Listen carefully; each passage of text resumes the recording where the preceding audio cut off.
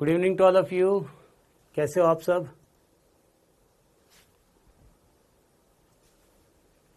आवाज आ रही है आप सबको? हेलो बेटा, गुड इवनिंग गुड इवनिंग। कैसे हो?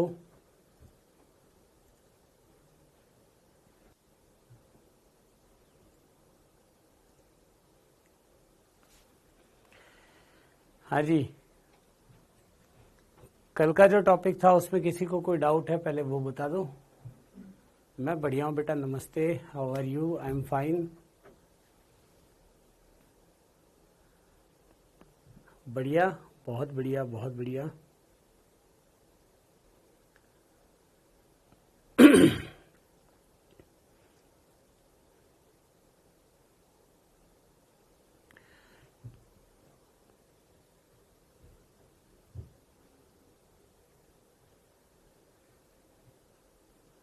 बोलो भाई बोलो, कुछ तो बोलो आप। मैं तो हमेशा बोलता हूँ, आज आप लोग बोलो। एक ने तो गुड नाइट कर दिया, ठीक है बेटा, सो जाओ।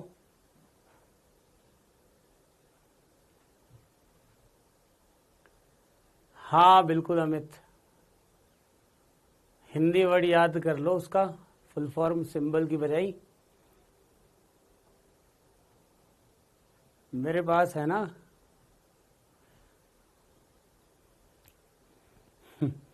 मॉड्यूल मिल जाएंगे, मेरे पास है सारे मॉड्यूल। जो भी आपके सवाल हो वो बोलो। हाँ बिल्कुल, सेक्शन बी हटा दिया है। फॉर्मूला याद हो गया, बहुत बढ़िया बेटा। अभी कितने लेक्चर लगेंगे? देखो अपना ये जीआई वाला जो पार्ट है ना, इस वक्त ये आज कंप्लीट है। मतलब इसमें लास्ट वाला जो पार्ट है वो आपका कैलकुलेशन वाला पार्ट था, बस केवल ज्यामितीय समावयवियों की गणना। ये कंप्लीट हुआ, उसके बाद में फिर हम प्रकाशिक समावयवी पे आएंगे, और वो भी आज ही स्टार्ट कर देंगे। ठीक है? हाँ बिल्कुल, आपका टेस्ट भी उसी बेसिस पे होगा। अब मुझे पहले तो आप ये बताओ कि कल आपको जो मैंने फॉर्मूला याद करवाया था, क्या वो याद कर लिया क्या? आपको मैंने दो प्रकार के यौगिक बताए थे। एक यौगिक तो कौन सा था? जो कि सम्मित हो। साहिबा अब्बासी, बेटा मिल जाएंगे, डोंट वरी। मुझे बोल देना नहीं तो, है ना। जिसको भी हो रिक्वायर्ड मेरे को बता देना, मैं भेज दूंगा। ठीक है? हाँ जी, तो अपने टॉपिक पर आ जाएं अब। आपको मैंने दो चीजें बताई थी पहले। एक तो बोला था मैंने सम्मित, और दूसरा मैंने बोला था आपको असम्मित, है ना। उससे पहले हम आगे बढ़े, पुराना थोड़ा सा आपको मैंने भौतिक गुण बताए थे। भौतिक गुण में हमने कौन कौन सा पढ़ लिया था बेटा? एक तो द्विध्रुव आघूर्ण पढ़ लिया था। यहाँ पर हमने देख लिया था कि द्विध्रुव आघूर्ण सामान्यतया हम किसके अकॉर्डिंग देखेंगे? एक तो delta E N. Delta E N के आधार पर आप द्विध्रुव आघूर्ण देखोगे। जहां पे डेल्टा ई एन का अंतर बहुत ज्यादा होगा वहां पे द्विध्रुव आघूर्ण का मान भी अधिक होगा। ठीक है? और साथ के साथ द्विध्रुव आघूर्ण के कारण ही आप बता सकते हो कि ये ध्रुवीय होगा या अध्रुवीय होगा। तो जो अगला हमारे पास में प्रॉपर्टी था, इसमें आपको मैंने बोला था कि सिस में सामान्यतया ध्रुवणता अधिक होती है, इसके द्विध्रुव आघूर्ण का मान अधिक है। ठीक है? इसके बाद दूसरा मैंने आपको बोला था बेटा ध्रुवणता। ध्रुवणता यानी कि म्यू। तो जब आपके पास ध्रुवणता का मान, द्विध्रुव आघूर्ण ज्यादा होगा तो ध्रुवणता अपने आप ज्यादा हो जाएगी। तीसरा जो हमने यहाँ पे देखा था वो था विलेयता। विलेयता के लिए मैंने आपको बोला था कि जब आप ध्रुवीय विलायक ले रहे हो, यानी कि पोलर सॉल्यूट और पोलर सॉल्वेंट आपस में विलेयता दर्शाएंगे, और नॉन पोलर सॉल्यूट और नॉन पोलर सॉल्वेंट आपस में विलेयता दर्शाएंगे। तो यानी कि इनमें अगर आप विलयशीलता की बात करोगे तो म्यू को सबसे पहले देख लेना, क्योंकि द्विध्रुव आघूर्ण जिसका ज्यादा होगा वहां पर ध्रुवणता उतनी ही ज्यादा होगी, यानी कि पोलर मॉलिक्यूल होगा। और अगर पोलर मॉलिक्यूल है तो उसके लिए जो विलायक होगा वो भी कैसा होना चाहिए? आपका पोलर, यानी कि ध्रुवीय विलायक। ध्रुवीय विलायक के कुछ उदाहरण भी हमने देखे थे, जैसे कि H2O है, अल्कोहल मान लो। ठीक है? और जबकि अगर बात की जाए आपके पास म्यू का मान, यानी कि द्विध्रुव आघूर्ण का मान जितना कम होगा उतना ही जो आपके पास यौगिक है या जो विलयन है वो अध्रुवीय होगा। तो अध्रुवीय विलय के लिए आपको अध्रुवीय विलय की आवश्यकता होगी, जहां पर द्विध्रुव आघूर्ण की मात्रा कम होती है। ठीक है? क्लियर है ये बात भी? तो नॉन पोलर के लिए जो बेस्ट सॉल्वेंट होगा वो कौन सा होगा बेटा? नॉन पोलर सॉल्यूट के लिए जो सॉल्वेंट होगा वो भी कैसा होना चाहिए? Non polar. और जितने भी ऑर्गेनिक कंपाउंड है यानी कि कार्बनिक यौगिक वो ज्यादातर अध्रुवीय होते हैं। बिल्कुल सही बात है बेटा। ये आप ये देख करके चलो कि ज्यादातर जितने भी कार्बनिक यौगिक है वो अध्रुवीय होंगे। केवल कुछ कार्बनिक यौगिक जैसे कि अल्कोहल, वो भी इस वजह से क्योंकि यहाँ पर अल्कोहल में हाइड्रोजन आबंध प्राप्त हो जाता है, इसी कारण वो विलयशीलता दर्शा देते हैं। ठीक है, ये बात समझ में आ गई? हाँ बिल्कुल बेटा, H2O पोलर है, ध्रुवीय बोल सकते हैं उसको। और अध्रुवीय अगर विलायकों की बात की जाए तो कार्बन टेट्राक्लोराइड CCl4, और इसके अलावा जैसे बेंजीन हो गया या फिर क्लोरोबेंजीन हो गया अपने पास में। ठीक है ना, तो ये ऐसे यौगिक होते हैं जो कि कार्बनिक यौगिक होने के साथ साथ अध्रुवीय विलायक भी कहलाते हैं। ठीक है, तो यहां तक अगर किसी को कोई डाउट है तो पहले वो बोल दो, फटाफट देख लो। स्थायित्व की बात की गई थी, स्थायित्व भी मैंने बता दिया था आपको कि सबसे ज्यादा अगर हम स्थायित्व देखेंगे तो वो किसका होगा? स्थायित्व के लिए आप क्या देखोगे यहाँ पर? सामान्य रूप से सिस अणु जो है उसका स्थायित्व कम होता है। उसका कारण क्या होगा बेटा? क्योंकि समान अणु जो है या बड़े अणु पास पास होंगे, जिसके कारण प्रतिकर्षण की स्थिति उत्पन्न होती है।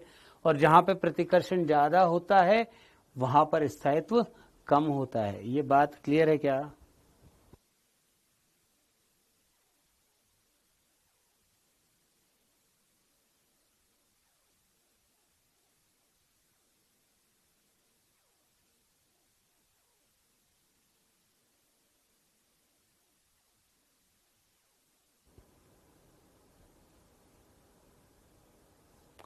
बढ़े आगे, चलिए।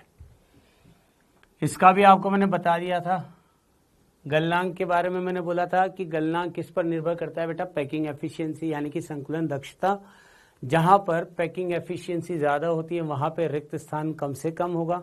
तो आप ऐसा बोल सकते हो कि जिस पर रिक्त स्थान न्यूनतम हो वहां पर अधिकतम पैकिंग एफिशिएंसी या संकुलन दक्षता होगी। और उस स्थिति में जो परमाणु होंगे वो एक दूसरे के निकटवर्ती स्थिति पे होंगे। तो ऐसे स्थिति में आपको अधिक तापमान देना होगा ताकि वह टूट सके। तो आप ऐसा बोल सकते हो कि गलनांक और क्वथनांक दोनों की अगर हम बात करें तो किस पर निर्भर कर रहा है? पैकिंग दक्षता पर। तो जिसमें आपको अधिक रिक्तिका प्राप्त होंगी उसका गलनांक क्या होगा?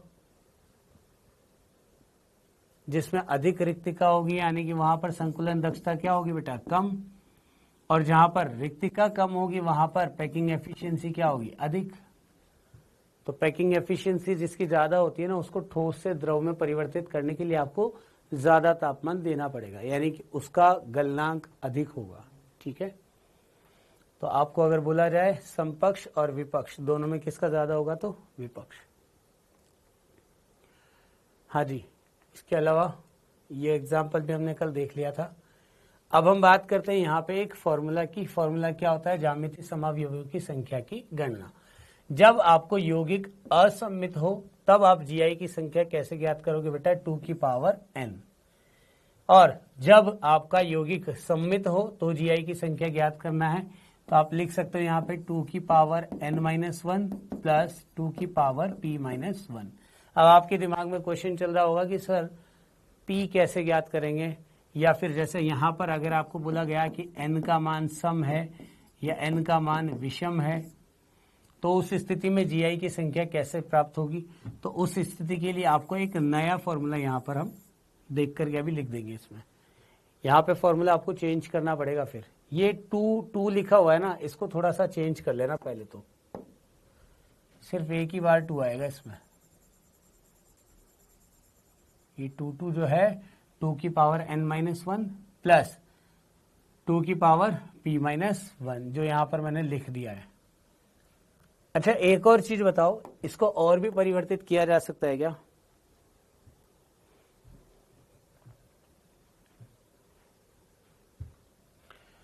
आप एक काम करो, वहां पे जब हम p को परिवर्तित कर रहे थे ना, तो जैसे एक तो अपने पास में असममित अगर मान लो यौगिक दे रखा है तो जीआई की संख्या ज्ञात करने का फॉर्मूला क्या यूज करना है आपको?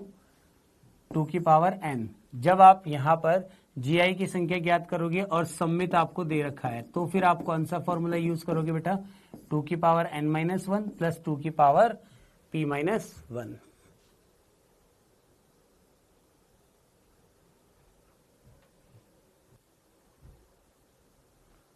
क्या दिक्कत है भाई, क्या दिक्कत है?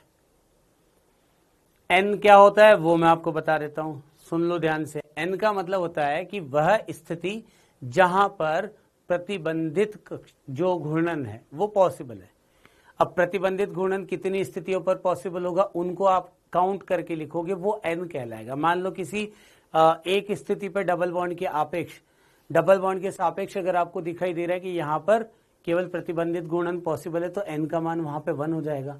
अगर किसी यौगिक में आप दो स्थितियां ऐसी देख लेते हो जहां पर प्रतिबंधित घूर्णन संभव है तो फिर n का मान वहां पर क्या हो जाएगा, 2।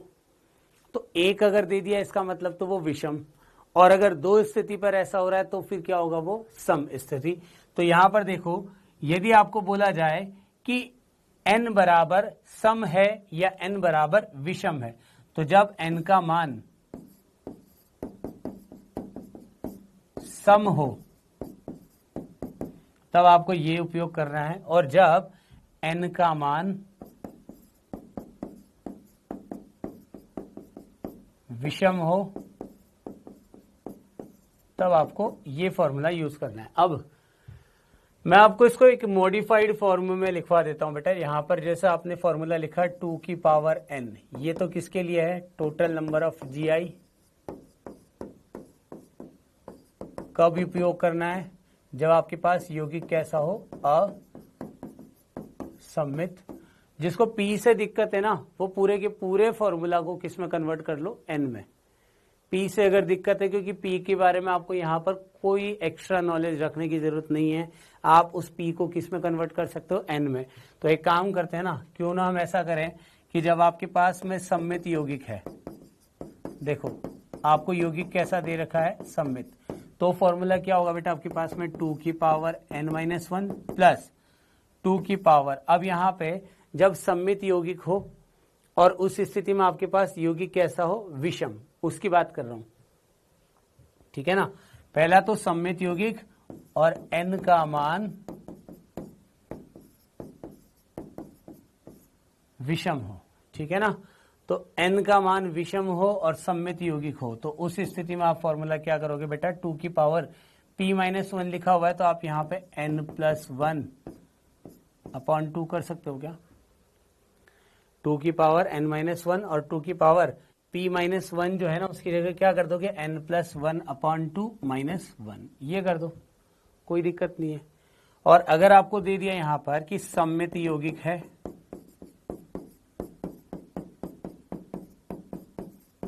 लेकिन n आपके पास कैसा है, विषम, सॉरी विषम तो बता दिया, n आपके पास कैसा है, सम। तो यौगिक आपके पास सममित हुआ, n का मान कैसा हुआ आपका, सम। तो उस स्थिति में आप क्या लिखोगे यहां पर, 2 की पावर n प्लस 2 की पावर n/2 -1, ये फॉर्मूला हो जाएगा। तो आप डायरेक्ट इसी को याद कर लो, जो मैंने उस तरफ लिखे है ना फॉर्मूला, आप डायरेक्ट उनको ही याद कर लो। P का झगड़ा खत्म कर दो,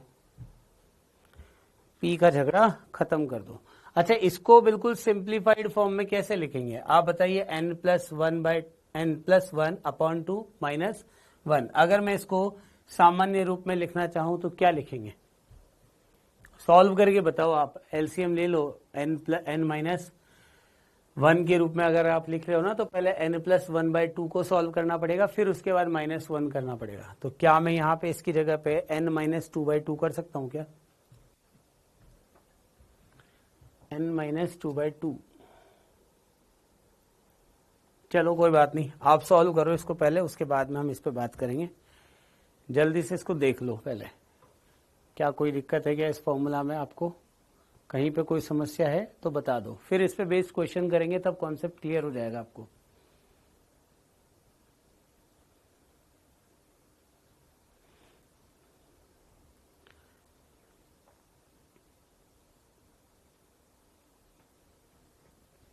तो जब आपके पास ये सम है तब तो आप क्या लिखोगे, 2 की पावर n प्लस n-2/2। आ गया समझ में? और दूसरे को क्या लिखोगे? 2 की पावर n-1। अरे ये तो दोनों तरफ आएगा ना।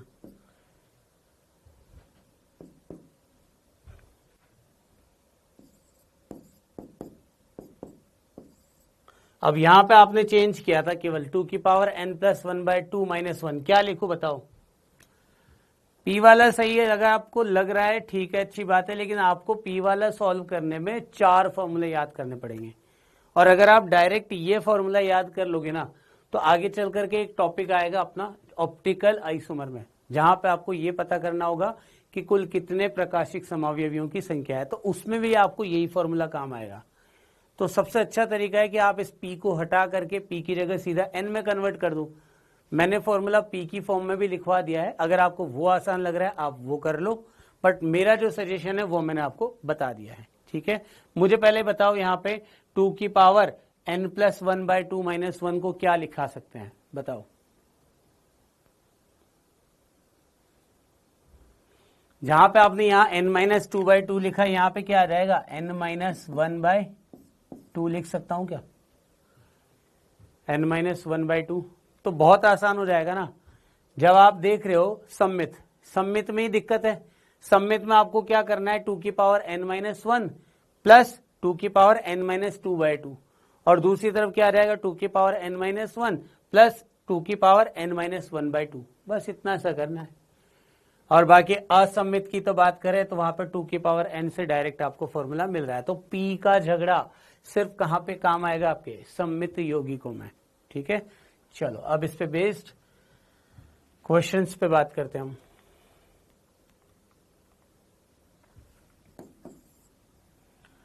एक क्वेश्चन तो मैंने कल बताया था, आपको बताया था ना, क्वेश्चन से समझाऊं। बिल्कुल बेटा, क्वेश्चन से समझाऊंगा मैं आपको, टेंशन क्यों ले रहे हो आप? क्वेश्चन ही करने अब हमें। अच्छा एक चीज बताओ आप मुझे, जैसे अगर मान लो मैंने कार्बन की संख्या ले ली 4, तो वो सम्मित होगा या असम्मित होगा? पहले वो बताओ।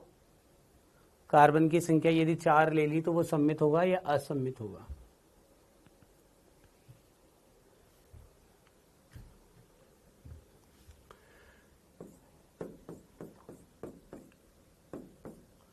अब इसमें अपने को क्या करना है? जैसे कि एक स्थिति तो मैंने ये ले ली और दूसरी स्थिति मैंने ये ले ली।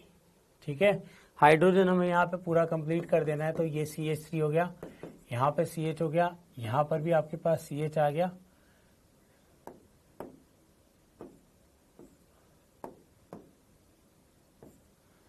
यहाँ पे आपके पास CH3 हो जाएगा। ये हाइड्रोजन, क्योंकि इस कार्बन की चारों संयोजकताएं पूरी हो रही है, और अगर इस कार्बन की बात करेंगे तो इस पे भी चारों संयोजकताएं पूरी हो जाएगी। ठीक है, अब मुझे आप बताओ यहाँ पर कितने होंगे? सम्मित होगा असम्मित होगा? पहले ये बता दो, ये सिमेट्रिकल है या असिमेट्रिकल?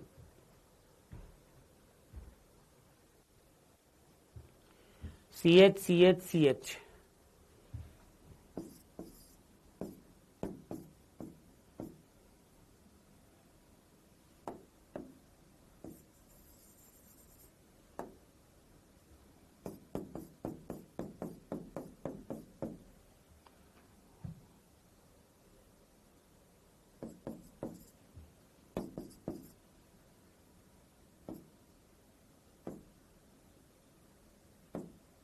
अब बताओ जरा, ये सम्मित होगा या असम्मित होगा? क्या ये पॉसिबल है या नहीं?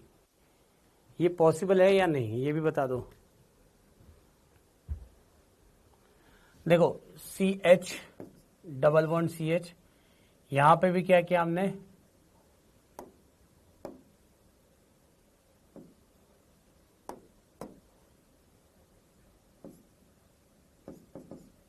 CH डबल बॉन्ड,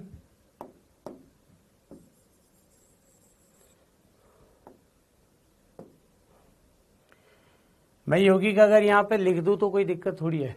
नीचे वाला सम्मित हो जाएगा और ऊपर वाला, फर्स्ट में 4 होगा GI। बेटा GI तो मैं पूछ ही नहीं रहा, आपसे पूछ रहा हूं मैं N का मान। कैसे चेक करेंगे? आप यहाँ पे पहले देखो CH3, यहाँ पे भी देखो CH3, दोनों तरफ से अगर आपके पास CH3 एक जैसे आए तो एक तो आपको इस तरफ बढ़ना है और एक आपको इस तरफ बढ़ना है बेटा, ठीक है। उसके बाद हमने देखा कि यहाँ पे कार्बन डबल बॉन्ड कार्बन है तो ये CH आ गया, यहाँ पर भी आपके पास CH आ गया, इस तरफ देखो डबल बॉन्ड की इस तरफ आपने, तो ये आप फर्स्ट जब बात कर रहे हो वो सम्मित होगा या असम्मित होगा, अब बता दो। पहला यौगिक ही तो आपने बताया, यहाँ पे ये सेम हो गया, फिर आप इस तरफ बढ़ोगे तो यहाँ पे CH और यहाँ पर भी क्या होगा CH, लेकिन डबल बॉन्ड के अलोंग देखो ना, तो पहला वाला असम्मित होगा या सम्मित होगा, वो बोलो। क्या लिखूं, असम्मित लिख दूं?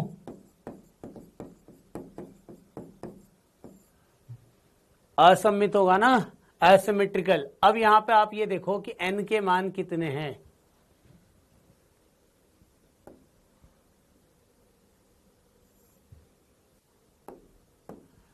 यहां पे CH2 कर दो, n का मान बताओ अब जरा,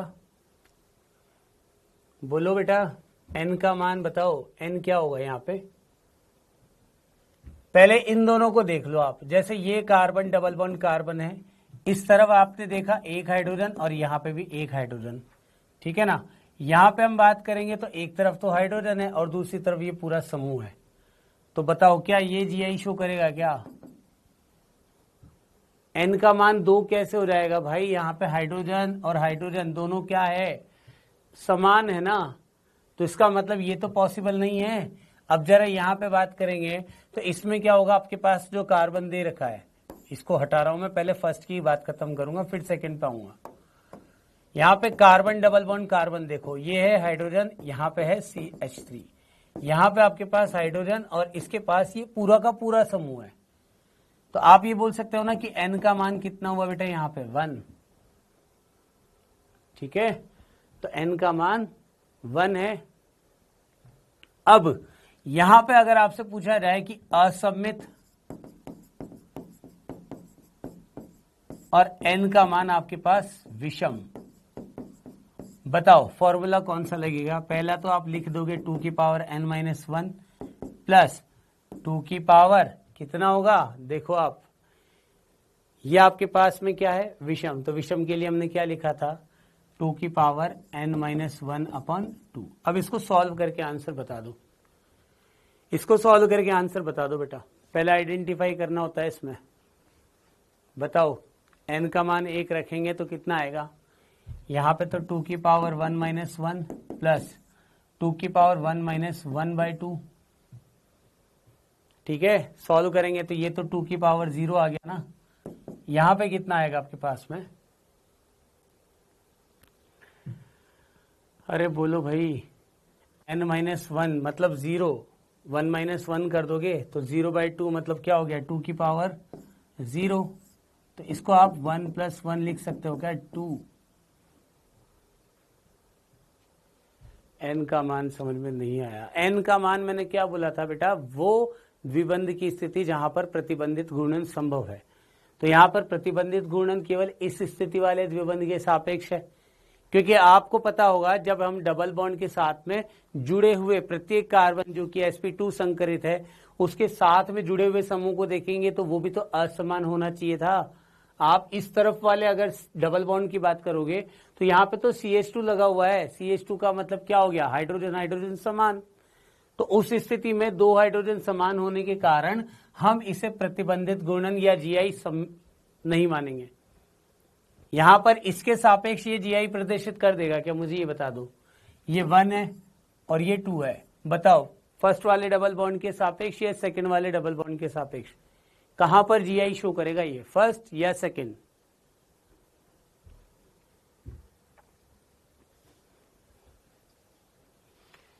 अरे बोल दो भाई बोल दो,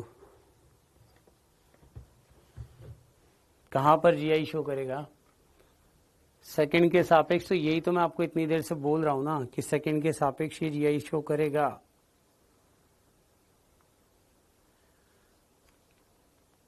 अभी भी बता दो, और कोई है जिसको दिक्कत है।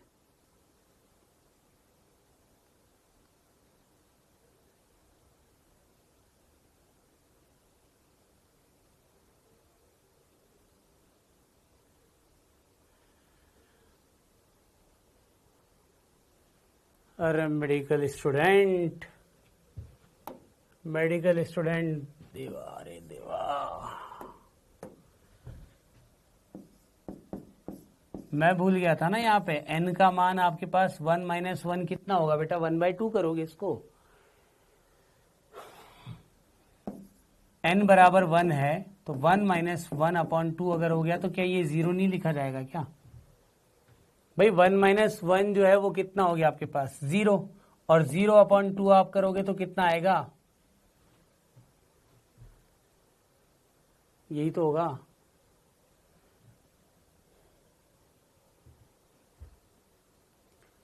ठीक है,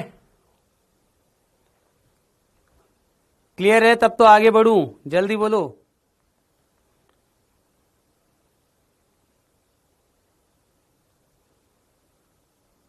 बेटा सिर्फ क्वेश्चन लिख रहा हूं मैं पहले, फिर उसके बाद एक एक करके उनको सॉल्व करेंगे। मेरे को लग रहा है तुम्हें बहुत सारे क्वेश्चंस की जरूरत है अब।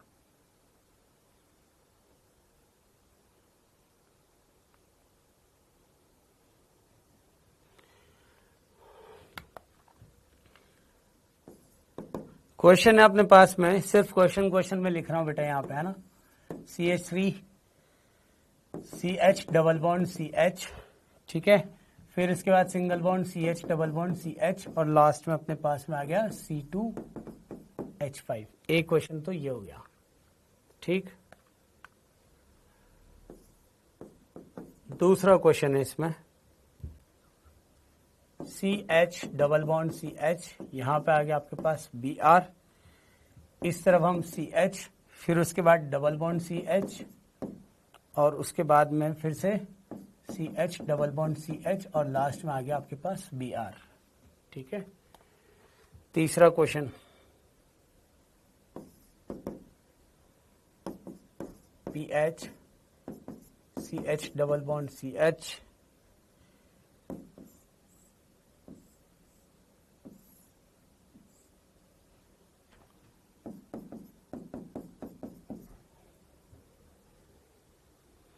एक और क्वेश्चन दे देता हूं।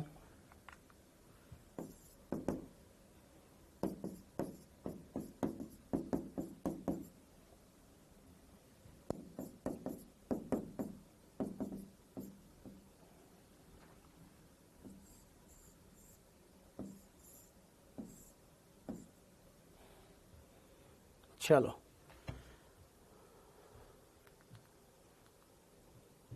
अब अपने पास में क्वेश्चंस आ गए, बढ़िया। एक एक करके स्टार्ट करते हैं, ना।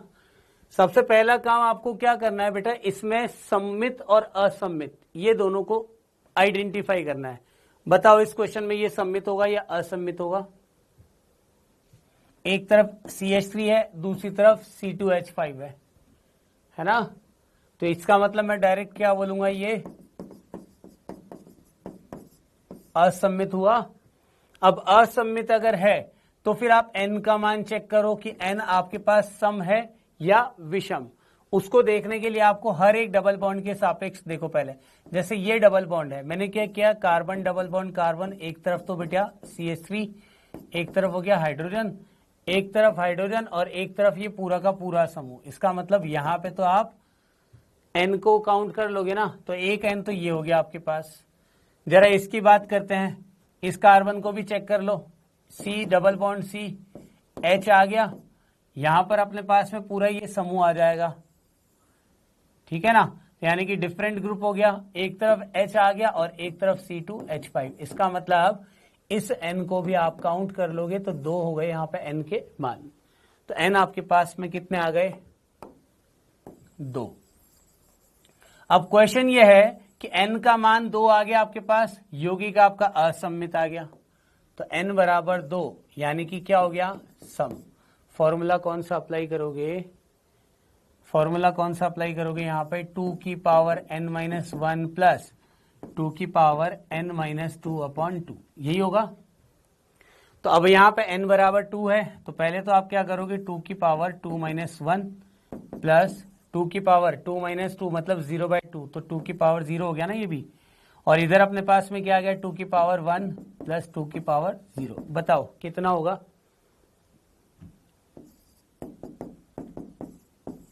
तीन पॉसिबिलिटी है।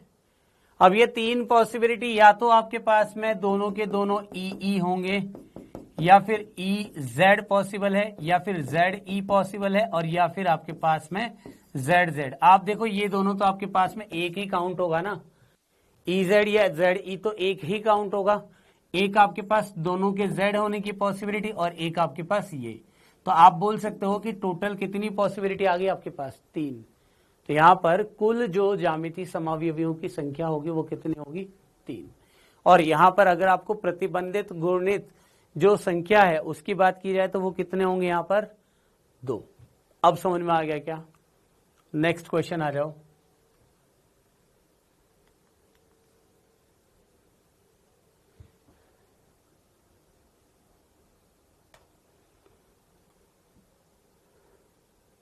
ओके, ये देखो जरा, 2 की पावर n-1 और 2 की पावर n-2/2।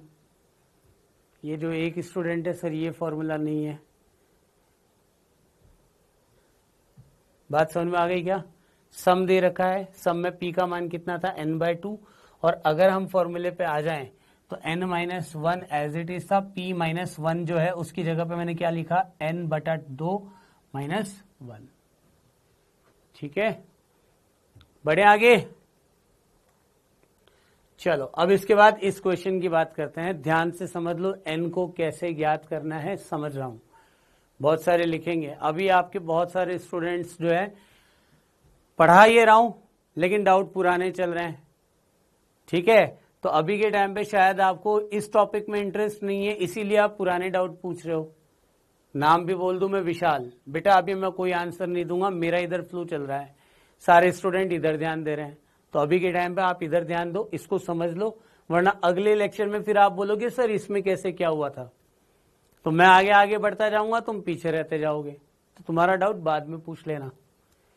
ठीक है, हाँ जी। अब पहले इधर देखो आप, यहां पर भी बी आर है बेटा, इस तरफ भी बी आर है, इसका मतलब ये तो समान हो गई बात। फिर हमने क्या देखा, C H double bond C H, यहां पर भी C H double bond C H है, और यहां पर भी देखो आप C H double bond C H. इसका मतलब इसको आप अगर केंद्रीय मान लेते हो तो इसके दोनों तरफ आपको बिल्कुल समान समूह मिल रहे हैं, तो हम इसको क्या बोलेंगे, सममित। ठीक है, सममित यानी कि सिमेट्रिकल।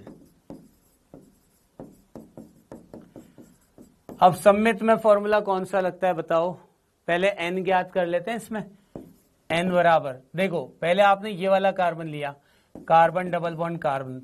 अब यहाँ पे एक तरफ तो आपके पास H है, एक के पास Br है। यहाँ पे देखो आप, एक तरफ आपके पास H है और एक तरफ ये पूरा का पूरा समूह है, तो मतलब ये तो आपके पास में एक हो गया पॉइंट।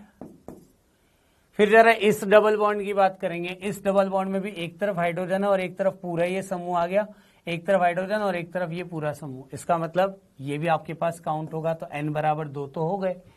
अब जरा यहाँ पे तीसरी बात करेंगे। तीसरी जो हम बात करेंगे बेटा, C H double bond C H और बी आर। अब इसको सॉल्व करेंगे तो क्या होगा, इसमें एक तरफ H, एक तरफ बी आर, एक तरफ H और एक तरफ पूरा ये समूह, यानी कि कितने हो गए अपने पास में, 3। फटाफट इसका आंसर बता दो अब मुझे, क्या फॉर्मूला अप्लाई करोगे आप इसमें।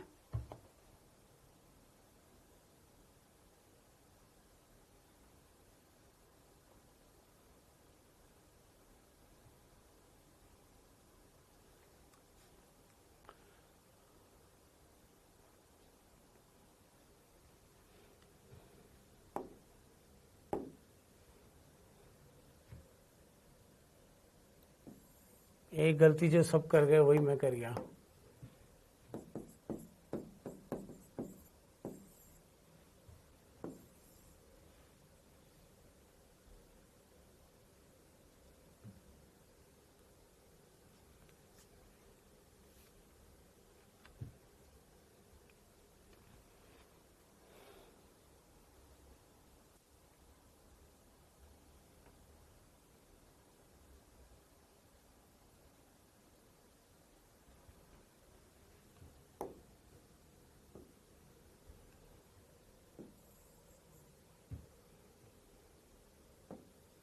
बेटा ये लास्ट का जो समूह है ना, इसको कर लो आप CH3।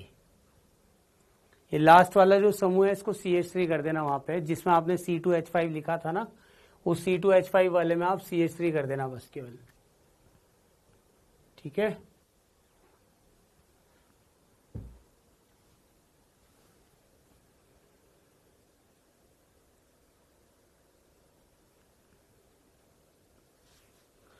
नीरज कुमार मैंने करेक्शन कर दिया है बेटा, वहां पे C2H5 की जगह पे आपको CH3 कर देना है।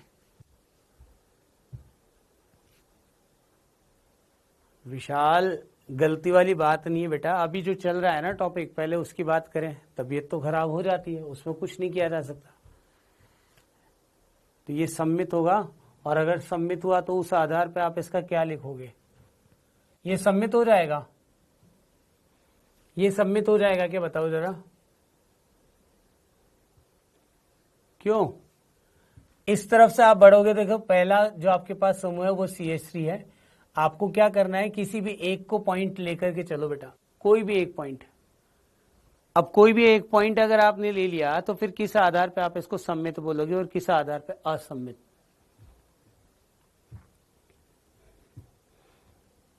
एक सेकेंड अंकित, तुम्हारा डाउट मैं अब क्लियर कर रहा हूं, ठीक है ना। क्या हो रहा है दिक्कत मैं बताता हूं तुम्हें। यहां पे C2H5 था पहले, यहां पे पहले क्या था, C2H5। अब C2H5 को अगर आप करते हो तो ये असम्मित ही होगा, और असम्मित के हिसाब से आप इसको सॉल्व करोगे ना। ओके, समझा मैं। इसका आंसर कितना आएगा आपका? 4 आएगा।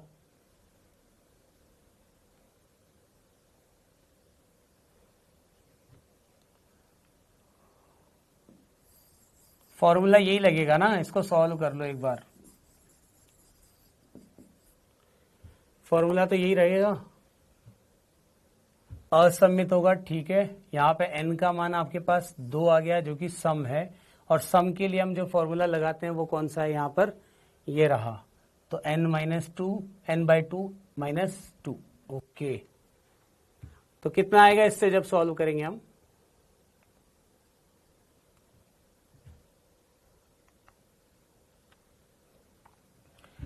टू की पावर 2 - 1 प्लस 2 की पावर यहाँ पे आपके पास में 2 - 2/2। तो ये कितना हो जाएगा अपने पास? फॉर्मूला गलत है, क्या बात कर रहे हो? हाँ सही बोल रहे हो यार, फॉर्मूला ही गलत हो रहा है ना। आप देखो ना, असम्मित फॉर्मूला हम सम्मित वाला लगा रहे हैं, और जबकि यौगिक आपका कैसा है, असम्मित। इतना कुछ नहीं करना है इसमें।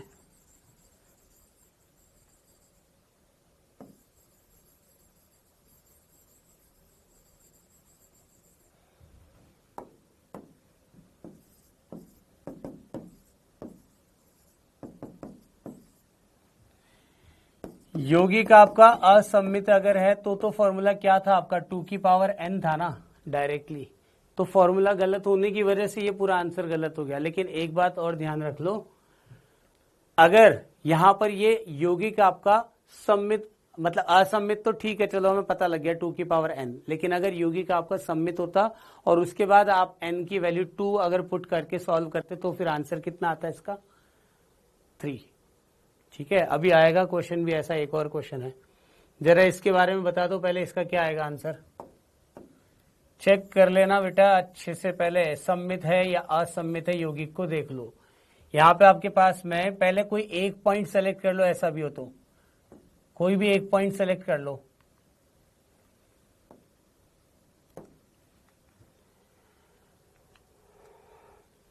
ये यौगिक कैसा होगा? ये यौगिक कैसा होगा आपका, सम्मित होगा या असम्मित होगा? बताओ जल्दी अब। ये यौगिक कैसा होगा बेटा, सम्मित या असम्मित?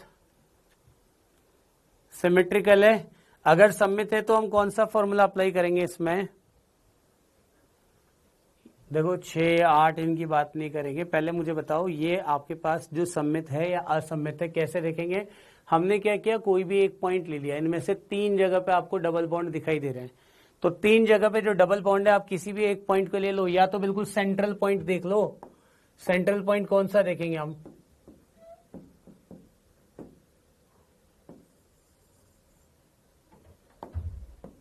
सेंट्रल पॉइंट एक काम करते हैं, हम इसको ले लेते हैं। ये जो कार्बन डबल बॉन्ड कार्बन है ना, ये सेंट्रल पॉइंट है। अब आप इसके Br की तरफ बात करेंगे तो इस तरफ से भी बढ़ो और इस तरफ से भी बढ़ो, तो यहां पे अगर हम देखेंगे तो यौगिक कैसा होगा आपका? सममित। ठीक है, अब सममित के आधार पे अगर फॉर्मूला लगाएंगे तो फिर n का मान क्या होगा? n का मान कितना होगा इसमें बताओ आप? क्या इस जगह पे n मान सकते हैं? जीआई शो करेगा, प्रतिबंधित घूर्णन होगा या नहीं? क्यों? n का मान कितना होगा? 3। अब n आपके पास अगर 3 है तो ये सम है या विषम है? 3 क्या है आपके पास? विषम।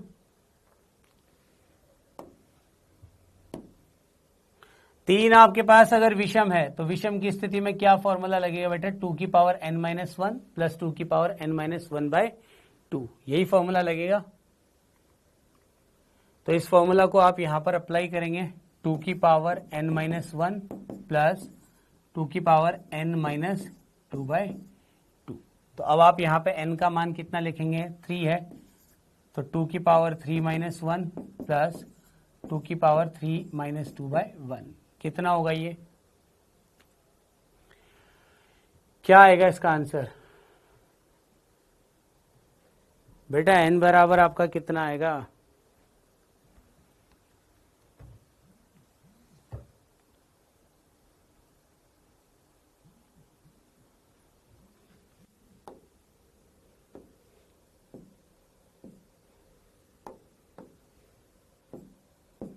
n बराबर कितना आएगा बोलो? 3 ही तो होगा। अब इसको आप अगर करते हो तो 2 की पावर तो कितना हो गया? 3-1 यानी कि 2 की पावर 2 प्लस 2 की पावर 3-1/2, तो कितना हो जाएगा ये अपने पास में?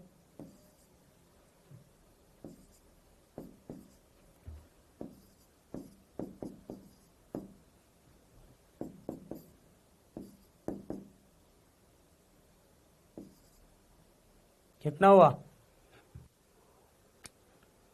n बराबर 3 कैसे आया? उसका तो कुछ नहीं किया जा सकता। पहले आप n बराबर चेक कर लो। यहां पर जैसा आपको CH डबल बॉन्ड CH बोला था ना बेटा मैंने,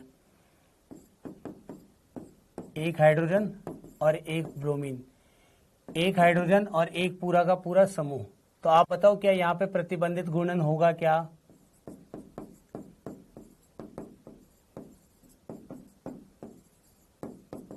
होगा ना।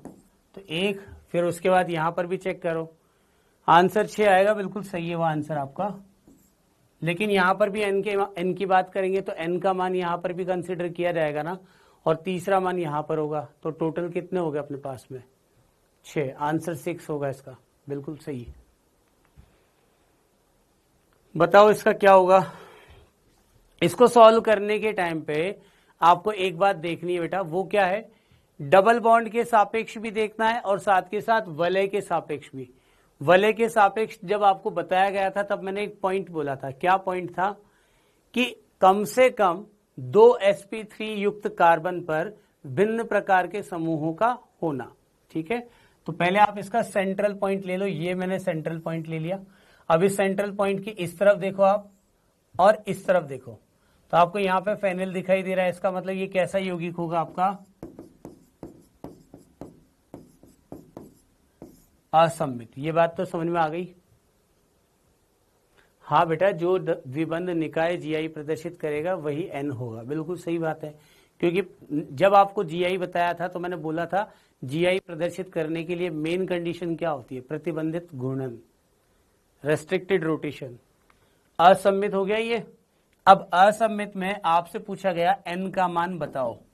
यहां पर हर एक को अलग अलग करके चेक करना पड़ेगा। पहले इसकी बात करेंगे, कार्बन डबल बॉन्ड कार्बन, यहां पे तो H और यहां पर H, इस तरफ ये पूरा का पूरा समूह आ गया और इस तरफ मान लो हाइड्रोजन है। तो ये समूह जो है वो कैसे हो गए आपके पास? समान समूह। तो ये समान समूह होने की वजह से क्या ये जीआई प्रदर्शित करेगा या प्रतिबंधित घूर्णन होगा क्या? यहाँ पर बोलो बेटा, क्या यहाँ पर प्रतिबंधित घूर्णन होगा क्या?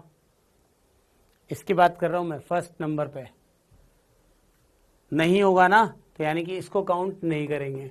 फिर आ जाते हैं हम यहाँ पर। अब इस स्थिति पे देखो आप, ये एक sp3 कार्बन, ये भी sp3 कार्बन, तो इसके साथ एक जगह पे तो हाइड्रोजन जुड़ा हुआ होगा और एक जगह पे ये पूरा समूह, तो यानी कि भिन्न हो गया। इस पे भी एक जगह पे तो हाइड्रोजन जुड़ा होगा और एक तरफ ये पूरा समूह। तो क्या इस वलय के सापेक्ष जीआई प्रदर्शित करेगा? क्या ये प्रतिबंधित घूर्णन होगा क्या? अरे इसके सापेक्ष प्रतिबंधित घूर्णन होगा ना, तो यहाँ पे आप एक मान लो, पूरा 2 पॉइंट हो तो भी एक ही माना जाएगा। अब जरा इस तरफ आ जाओ, इस तरफ में भी देखो CH और ये पूरा समूह, यहाँ पर एक तरफ फेनिल और एक तरफ हाइड्रोजन, यानी कि इसको भी आप काउंट करोगे तो इस तरीके से n का मान कितना होगा आपके पास? 2। अब n बराबर अगर 2 हुआ तो ये क्या होगा आपके पास? सम, यानी कि इवन। फॉर्मूला बोलो क्या होगा? एक तो आप लिख ही दोगे 2 की पावर n-1 प्लस, अब क्या होगा?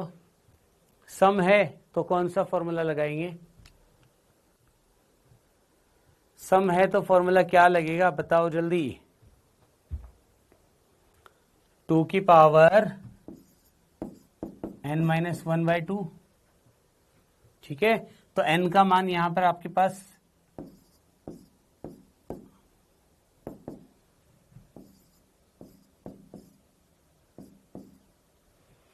कितना आएगा बेटा? यहां पर 2 की पावर 1 प्लस 2 की पावर 0।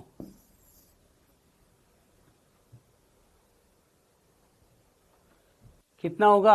आंसर कितना आ रहा है? n निकालने में प्रॉब्लम हो रही है। इसका आंसर कितना आ रहा है बताओ जरा?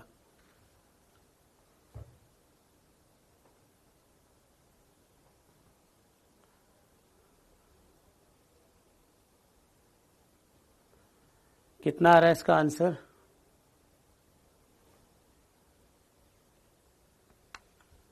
ये होगा ना? गलत, यही होगा। यौगिक कैसा है? असममित। जो थोड़ी देर पहले गलती की थी वही यहां पे वापस हो रही है। सीधा सिंपल सा क्या करेंगे अपन इसमें? 2 की पावर n, समझ में आ रही है बात? सीधा 2 की पावर n कर दो। जब 2 की पावर n कर दोगे तो फिर क्या आएगा आंसर?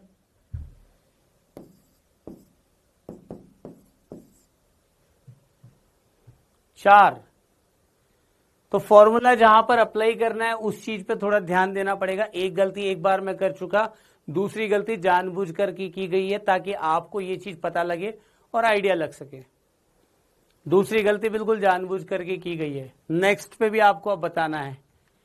इसका आंसर बताओ जरा, इसमें क्या होगा? फटाफट सॉल्व करके बताओ। इसका आंसर कितना होगा बताओ जल्दी से, पूरा सॉल्व करके अब आंसर आप ही बताओगे। फटाफट सॉल्व करके इसका आंसर बताओ मुझे।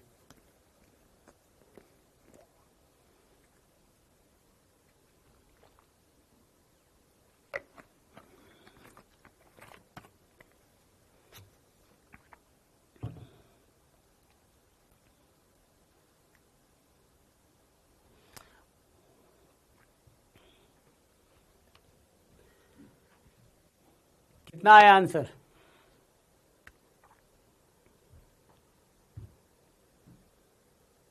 पहले एक चीज बताओ आप मुझे, ये जो पूरा समूह है इसमें से आप बिल्कुल सेंट्रल पॉइंट कौन सा लोगे? पहले वो बता दो। जैसे इस तरफ से और इस तरफ से मैं अगर लेता हूं तो ये सेंट्रल पॉइंट ले लूं। अगर ये सेंट्रल पॉइंट लिया तो ये सम्मित होगा या असम्मित होगा? पहले वो बता दो।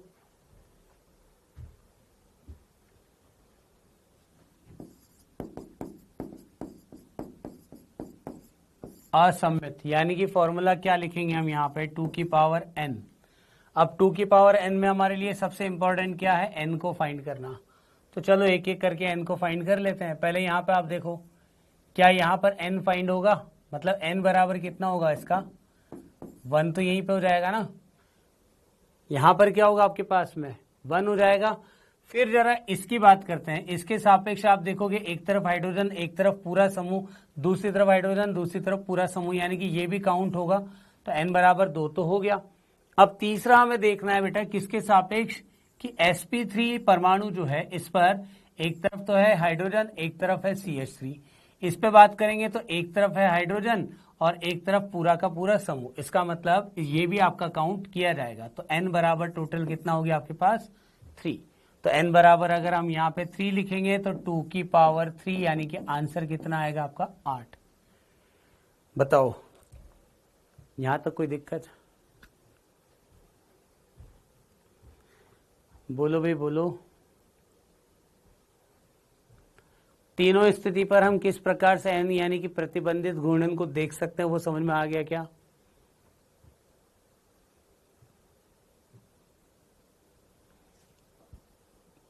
देख लो फटाफट, अगर कोई डाउट है तो बता दो वरना आगे बढ़े।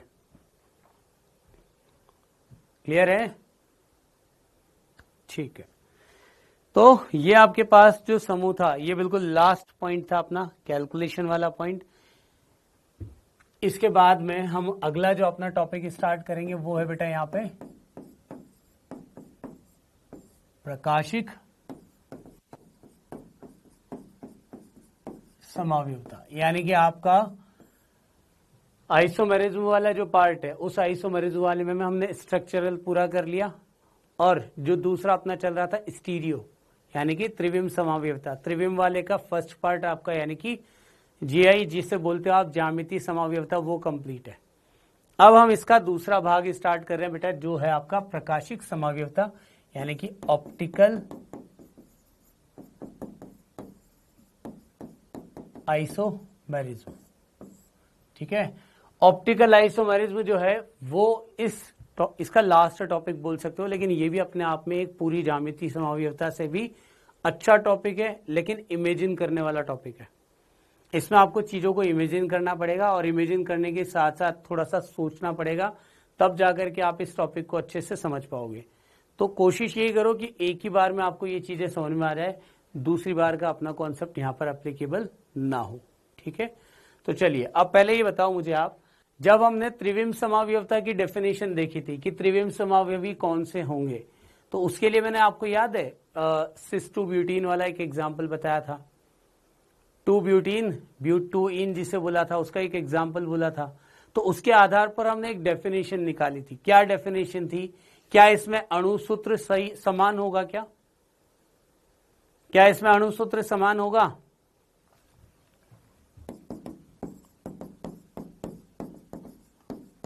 अणुसूत्र समान होगा। उसके बाद बात करेंगे अगर संरचना सूत्र की, तो संरचना सूत्र समान होगा क्या? बिल्कुल ये भी समान होगा।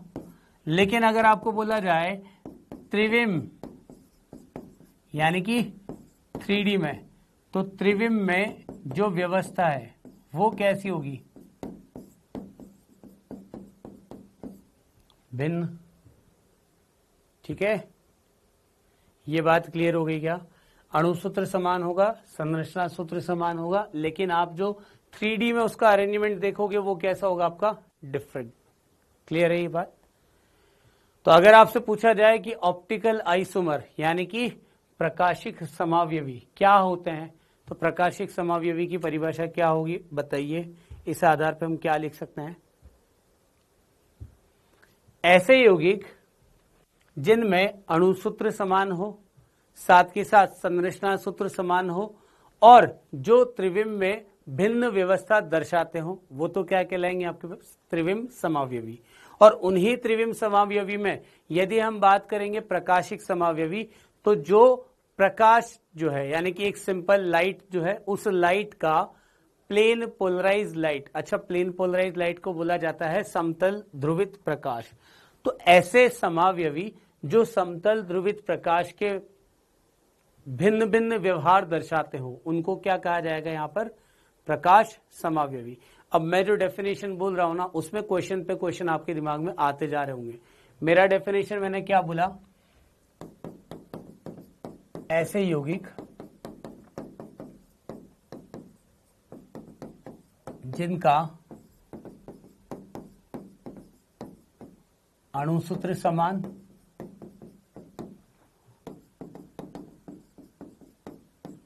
संरचना सूत्र समान तथा जो समतल ध्रुवित प्रकाश, जिसे बोला जाता है प्लेन पोलराइज लाइट, ठीक है ना। तो प्लेन पोलराइज लाइट के प्रति भिन्न व्यवहार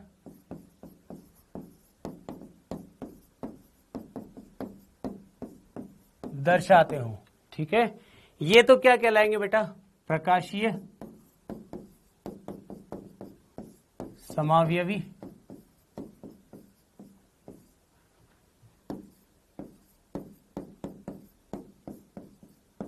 तथा यह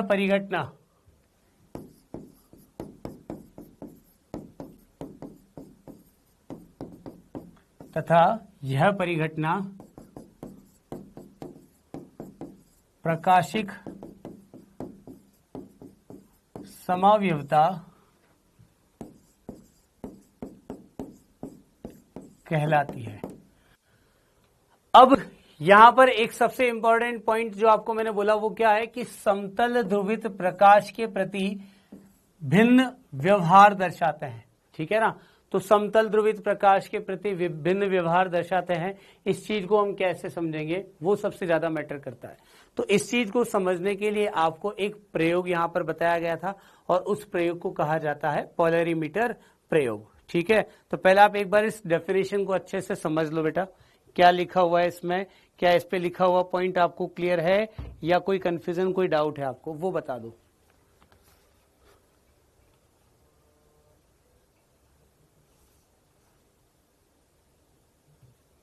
बोलो। डेफिनेशन क्लियर है क्या? हाँ कमलेश, बिल्कुल, मैं लिखी हुई स्लाइड भेज दूं।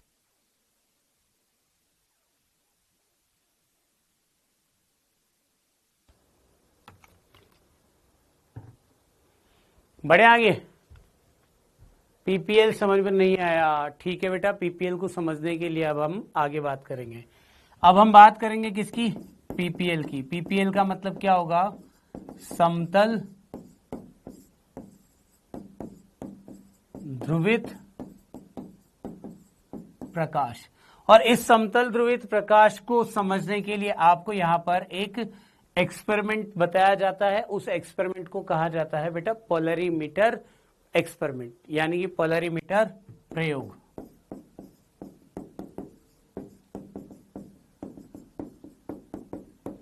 क्या होता है पोलरीमीटर प्रयोग, पहले वो समझ लेते हैं।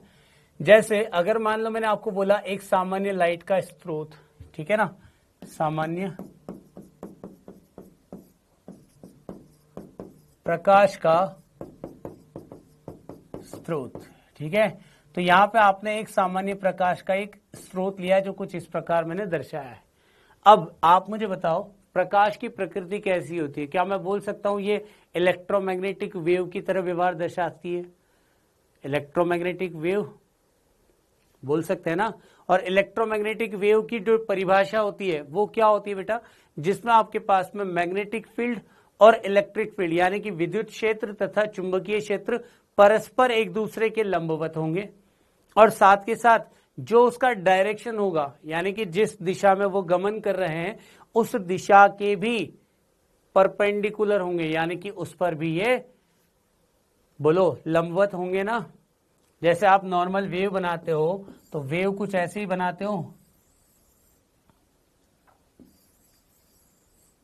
तो यहां पे अगर आप देखोगे एक इलेक्ट्रिक फील्ड होता है तो दूसरा क्या होगा आपके पास? Magnetic field. और इसको सामान्य रूप से जब आप दर्शाओगे तो कुछ इस प्रकार से दर्शाते हो कि ये आपके पास दिशा है, जिस दिशा में ये गमन कर रहा है इलेक्ट्रिक फील्ड और मैग्नेटिक फील्ड उसके परपेंडिकुलर है, ठीक है ये बात। तो अब लाइट जो है, अगर मैं आपको बोलूं कि विद्युत क्षेत्र यानी कि इलेक्ट्रिक फील्ड, किसी भी लाइट में इलेक्ट्रिक फील्ड प्रेजेंट होगा तो वो इलेक्ट्रिक फील्ड क्या बिल्कुल फिक्स होगा क्या? या एक्स, वाई और जेड तीनों अक्षों के अलग अलग यहां पर विद्युत क्षेत्र उपस्थित होंगे। जैसे आपने एक वेव देखी, मान लो मैं यहां पे देख रहा हूं टॉर्च से प्रकाश फैलाया मैंने। अब टॉर्च से प्रकाश जैसे आप फैलाओगे वो सभी दिशाओं में जाएगा, वो एक्स दिशा में भी जाएगा, वो वाई दिशा में भी जाएगा और वो Z दिशा में भी जाएगा। ये चीज आपको मालूम है ना। तो आपने यहाँ पे एक सामान्य प्रकाश का एक स्रोत लिया। अब इस सामान्य प्रकाश के स्रोत को जब आप एक निकोल प्रिज्म से पास करेंगे, निकोल प्रिज्म क्या करता है बेटा, जितनी भी प्रकार के ऐसी लाइट आ रही है या जितनी भी प्रकार का ऐसा प्रकाश हो रहा है जिसमें कि भिन्न भिन्न प्रकार के विद्युत क्षेत्र है, एक्स तथा वाई तथा जेड तीनों अक्षों में विभिन्न प्रकार के विद्युत क्षेत्र होंगे, ये क्या करेगा, उन सब को एक दिशा में, कैसे, मान लो आप किसी घर पे हो, घर में आपने क्या किया हुआ, एक रोशनदान देखा होगा, हमने घर में अंदर की तरफ देखा तो आपको क्या मिला, बहुत सारा प्रकाश। लेकिन अगर कोई व्यक्ति उस रोशनदान से बाहर देखेगा तो बाहर से उसको सिर्फ एक ही जगह से लाइट बाहर नजर आती हुई दिखाई देगी। तो उसको क्या बोला जाएगा बेटा, कि जब इस लाइट को, जो कि भिन्न भिन्न दिशाओं में विद्युत क्षेत्र दर्शा रही है, हम इस निकोल प्रिज्म से पास करेंगे तो आपको जो यहाँ पर लाइट मिलेगी वो सिर्फ एक ही विद्युत क्षेत्र दर्शाएगी। ये बात समझ में आ गई क्या? तो अलग अलग नहीं, अब क्या हो रहा है, एक, इस चीज को आप ऐसे भी समझो, मान लो आपने घर पे क्या किया, रस्सी बांध दी, रस्सी बांधी हुई है, एक पॉइंट ये रहा, दूसरा पॉइंट ये रहा। अब रस्सी को आप अगर एक तरफ से एकदम वाइब्रेशन करवाओगे, कंपन करवाओगे, तो उसका जो ऑसिलेशन होगा या तो वो ऐसे होगा या फिर वो इस तरीके से भी ऑसिलेट कर सकती है ना, दोनों तीनों तरीके से, या फिर वो इस तरीके से भी ऑसिलेट कर सकती है। तो हर तरीके से रस्सी ऑसिलेट कर सकती है, यानी कि दोलन जिसे आप बोलते हो। अब बाहर से आपने क्या किया, एक छेद या एक खिड़की रखी, उस खिड़की में से आप जब उस रस्सी को एकदम बाहर की तरफ खींचोगे तो आप मुझे बताओ कि वहां पर जो होने वाला जो ऑसिलेशन होगा वो एक्स वाई जेड हर दिशा में होगा या सिर्फ किसी एक ही दिशा में दिखाई देगा आपको? बाहर से आप देखो तो एक ही दिशा में मिलेगा। तो यहां पर भी बेटा जो आपको प्रकाश बाहर आता हुआ दिखाई दिया, उस प्रकाश को क्या बोला जाएगा, ये सिर्फ एक ही प्रकार का विद्युत क्षेत्र धारित किए हुए, और उस विद्युत क्षेत्र को हम क्या बोलेंगे यहां पर, समतल ध्रुवित प्रकाश, जो कुछ इस प्रकार हुआ। देखो यहां पर जो मैंने आपको सामान्य प्रकाश स्रोत में डायग्राम बताया था, ये डायग्राम बता रहा है कि हर दिशा में है प्रकाश, लेकिन जब आप इसे निकोल प्रिज्म से पास करोगे तो केवल एक दिशा में, ठीक है, ओनली वन साइड। तो इसे आप क्या बोलोगे, समतल ध्रुवित प्रकाश। यहां तक की बात समझ में आ गई क्या? और इंग्लिश में इसको बोला जाएगा प्लेन पोलराइज्ड लाइट। अब इस प्लेन पोलराइज्ड लाइट को आप यहां पर एक बॉक्स या फिर एक सैंपल मान लो, ठीक है ना। हमने क्या किया, यहां पे बनाया हुआ है पोलरीमीटर ट्यूब, पोलरीमीटर नलिका जिसे आप बोल सकते हो। इस पोलरीमीटर नलिका में एक कार्बनिक यौगिक भरा हुआ है, कार्बनिक यौगिक का विलयन भरा हुआ है। अब ये जो कार्बनिक यौगिक का विलयन होगा इससे पास कराओगे आप, ठीक है ना। तो जैसे आप इस सैंपल से पास करवाओगे, आपको यहां पर तीन अलग अलग तरह के ऑब्जर्वेशंस दिखाई देंगे। ऑब्जर्वेशंस क्या क्या है बेटा वो समझना। या तो ये जो समतल ध्रुवित प्रकाश है, ये समतल ध्रुवित प्रकाश कुछ इस प्रकार, यानी कि कौन सी दिशा है ये, दक्षिणावर्त। ये कौन सी दिशा हो गई बेटा आपकी, क्लॉकवाइज जिसे आप बोल सकते हो, क्लॉकवाइज, ठीक है। या फिर ये समतल ध्रुवित प्रकाश कुछ इस दिशा में, यानी कि एंटी क्लॉकवाइज। अब क्लॉकवाइज और एंटी क्लॉकवाइज ये दोनों समझ लेना आप। क्लॉकवाइज को हिंदी में बोला जाता है बेटा दक्षिणावर्त, यानी कि घड़ी की सुई की दिशा में जिस तरह से घड़ी घूमती है, तो हमने उसी आधार पर इसको तो दक्षिणावर्त लिख दिया। जबकि एंटी क्लॉकवाइज घड़ी की दिशा के विपरीत, इसको आप क्या बोलोगे बेटा, वामावर्त, ठीक है। और भी नाम होता है इसका, जो आप दक्षिणावर्त बोल रहे हो ना, इसको इंग्लिश में बोला जाता है डेक्स्ट्रो रोटेटरी। अलग से लिख देता हूं मैं, यहां पर नहीं लिख रहा हूं इसको, अभी सिर्फ इतना है। अब एक और चीज है, दो तरह की ऑब्जर्वेशन तो आपको दिखाई दे दी है, लेकिन एक ऑब्जर्वेशन और हमें दिखाई दिया जिसमें क्या था कि जो समतल ध्रुवित प्रकाश है वो किसी भी तरफ कोई भी विचलन नहीं दर्शा रहा है, यानी कि यहाँ पे जो अल्फा का मान होगा वो कितना होगा आपका 0 डिग्री। अच्छा ये हेमलता, आपने जो कैपिटल डी और कैपिटल एल लिखा है ना बेटा, ये ध्यान रखना, यहां पे जो मैं बता रहा हूं ना उससे डिफरेंट है। ये स्मॉल डी है, ये स्मॉल एल है। स्मॉल डी जिसे आप प्लस भी लिख सकते हो, यहां पे स्मॉल एल या फिर इसको माइनस भी लिख सकते हो। कैपिटल डी और कैपिटल एल से इसको आप नहीं दर्शाओगे। अब आपसे पूछा जाए स्मॉल डी का मतलब क्या होगा? डेक्स्ट्रो रोटेटरी, और डेक्स्ट्रो रोटेटरी के साथ इसका दूसरा नाम आप क्या लिखोगे? दक्षिणावर्त, यानी कि स्मॉल डी, या फिर आप इसको लिखोगे प्लस। दूसरा क्या होगा? माइनस दर्शा दो, या फिर स्मॉल एल जिसको बोला जाता है लीवो रोटेटरी, यानी वामावर्त। तो अब अगर मान लो मैंने कोई एंगल आपको ऐसा दिखाई दिया जिसमें कि लिखा हुआ है +10 डिग्री, तो +10 डिग्री का मतलब आप इस वैल्यू को देख करके ये बता सकते हो कि यहां पर जो यौगिक था ना आपके पास, उस यौगिक ने जो समतल ध्रुवित प्रकाश था, प्लेन पोलराइज्ड लाइट को थोड़ा सा आगे की तरफ, यानी कि किस दिशा में? दक्षिणावर्त की तरफ घुमा दिया। कितना घुमाया? लगभग 10 डिग्री। अगर आपको कोई वैल्यू माइनस में दे दी तो माइनस के हिसाब से आप क्या बोलोगे वहां पर कि जो आपने यौगिक यहां पर इस प्रादर्श में भरा था पोलरीमीटर में, वह यौगिक प्रकाश को, यानी कि समतल ध्रुवित प्रकाश को कौन सी दिशा में लेकर के जा रहा है? नेगेटिव दिशा में, यानी कि वामावर्त। ये बात समझ में आ गई क्या? ध्यान रखना, ये स्मॉल डी और स्मॉल एल एक्सपेरिमेंट करके निकाले हैं हमने। एक्सपेरिमेंट मतलब आपने यहां पर प्रयोग किया, उस प्रयोग के जो प्रेक्षण होंगे उन प्रेक्षण के आधार पर आप इनके निष्कर्ष बता रहे हो। आप ये बताओ, क्या किसी यौगिक को देख करके आप बता सकते हो क्या कि ये स्मॉल डी होगा या स्मॉल एल होगा?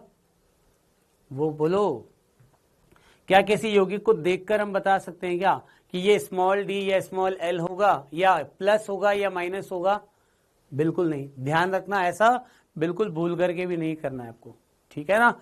हम किसी यौगिक को देख करके नहीं बता सकते। अच्छा, इसके एग्जाम्पल्स की अगर मैं बात करूं ना, तो यहाँ पे एक एग्जाम्पल जो बहुत कॉमन है, आपने सुना भी होगा, ग्लूकोज।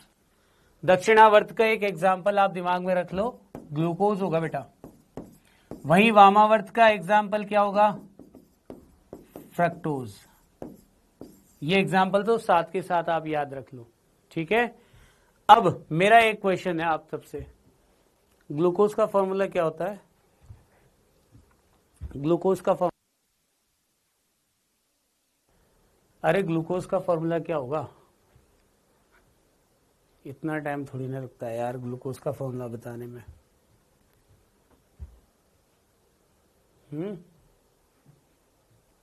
ग्लूकोज का फॉर्मूला C6H12O6। फ्रक्टोज का भी यही होगा क्या? तो अगर मान लो मैंने +C6H12O6 लिखा और एक जगह पे लिखा मैंने -C6H12O6, तो अब आप बता सकते हो क्या कि कौन सा ग्लूकोज है और कौन सा फ्रक्टोज है? प्लस और माइनस के आधार पे बता सकते हो ना, ठीक है? तो अब चलो निष्कर्ष पे आ जाते हैं। ये तो हो गया ना, ये पहले हो गया अपने। अब अपन बात करेंगे यहाँ पे निष्कर्ष की। निष्कर्ष को समझना है ना आपको। तो मान लो मैंने क्या किया, A, B और C, ये 3 प्रकार के अणु लिए और इन अणुओं से एक कार्बनिक विलयन का निर्माण किया।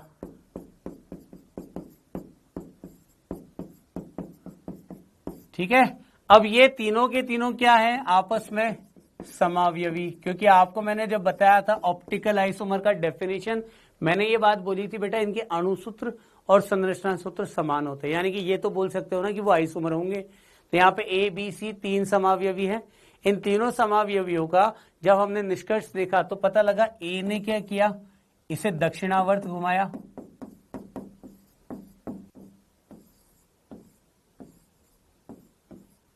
B ने क्या किया बेटा,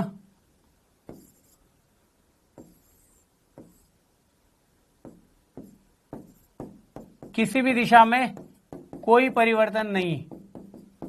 तो कोई परिवर्तन नहीं, इसका मतलब अल्फा कितना हो गया यहाँ पे 0 डिग्री। और जब आपने C को देखा तो C ने क्या किया, इसको वामावर्त दिशा में, यानी एंटी क्लॉकवाइज। यहां पे अल्फा क्या होगा आपका नेगेटिव, यहां पे अल्फा क्या होगा आपका पॉजिटिव। तो ये पॉजिटिव दक्षिणावर्त और नेगेटिव वामावर्त, ये बात समझ में आ गई क्या?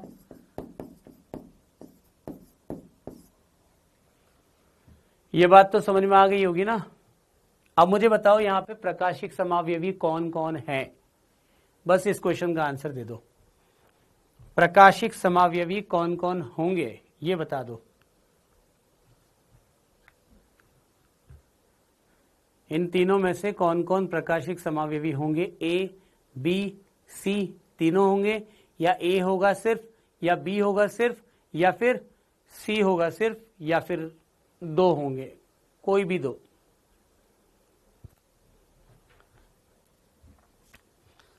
ए तथा सी ज्यादातर आंसर आ रहे हैं ना।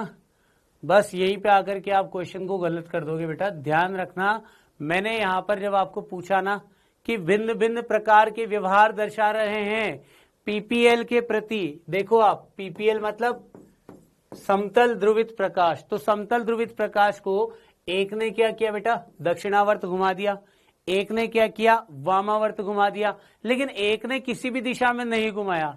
तो इसका मतलब तीनों के तीनों ही क्या कहलाएंगे आपके? प्रकाशिक समावयवी।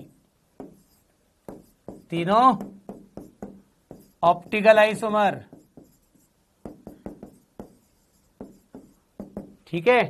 अब बात करते हैं अपन प्रकाशिक सक्रिय कौन है और प्रकाशिक असक्रिय कौन है। तो ध्यान रखना बेटा, जो प्रकाश को दक्षिणावर्त या वामावर्त दिशा में घुमा रहा है वो क्या कहलाएगा आपका? ऑप्टिकली एक्टिव, यानी कि प्रकाशिक सक्रिय। ये ए जो है ना, ये प्रकाशिक सक्रिय यानी कि ऑप्टिकली एक्टिव। यहां पे सी की बात करोगे तो ये भी क्या कहलाएगा आपका? Optically active. लेकिन अगर बी की बात करेंगे तो ये कहलाएगा आपका ऑप्टिकली इनएक्टिव, यानी कि असक्रिय। तो इसका मतलब कोई भी प्रकाशिक सक्रिय, अगर हम प्रकाशिक सक्रिय की बात करेंगे तो ए तथा सी तो क्या होंगे आपके पास? प्रकाशिक सक्रिय। जबकि प्रकाशिक निष्क्रिय या असक्रिय जो वर्ड है वो किसके लिए बात की जाएगी? केवल बी के लिए। तो हम यहां पर ये एक असर्शन रीजन यानी कि कथन और उसका कारण, उस पर एक बेस्ड क्वेश्चन की बात कर सकते हैं। क्वेश्चन क्या होगा कि यदि आपको कोई भी ऑप्टिकल आइसोमर दे रखा है तो वो ऑप्टिकल आइसोमर हमेशा ऑप्टिकली एक्टिव हो, क्या ये आवश्यक है क्या?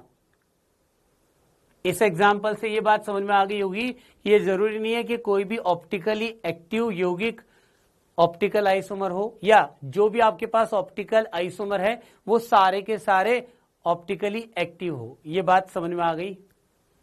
और ये चीज मैं अभी क्यों बता रहा हूं, क्योंकि आगे चल करके आप एक कंपाउंड पढ़ोगे मीजो यौगिक। मीजो यौगिक भी एक ऐसे प्रकार के यौगिक होते हैं जो कि ऑप्टिकल आइसोमर तो होते हैं लेकिन वो प्रकाशिक निष्क्रिय होते हैं, ठीक है ना। तो प्रकाशिक निष्क्रिय होने के साथ साथ वो प्रकाशिक समावयवी जरूर कहलाएगा। ये बात सबको समझ में आ गई क्या? यहां तक का पॉइंट सबको क्लियर है? तो अब आपको डेफिनेशन समझ में आ जाएगी जो मैंने स्टार्टिंग में बताई थी। ये डेफिनेशन, ऐसा यौगिक जिनका अणुसूत्र समान, संरचना सूत्र समान तथा जो समतल ध्रुवित प्रकाश के प्रति भिन्न व्यवहार दर्शाते हो। तो भिन्न व्यवहार दर्शाने वाला मतलब जो दक्षिणावर्त, जो वामावर्त और जो किसी भी दिशा में नहीं पहुंचा है, ये तीनों प्रकार के इसके व्यवहार होंगे, ठीक है ना। यहां तक कि अपने ये एक्सपेरिमेंट तो अपना कंप्लीट हुआ। अब इसके बाद नेक्स्ट जो अपना टॉपिक आएगा वो क्या है?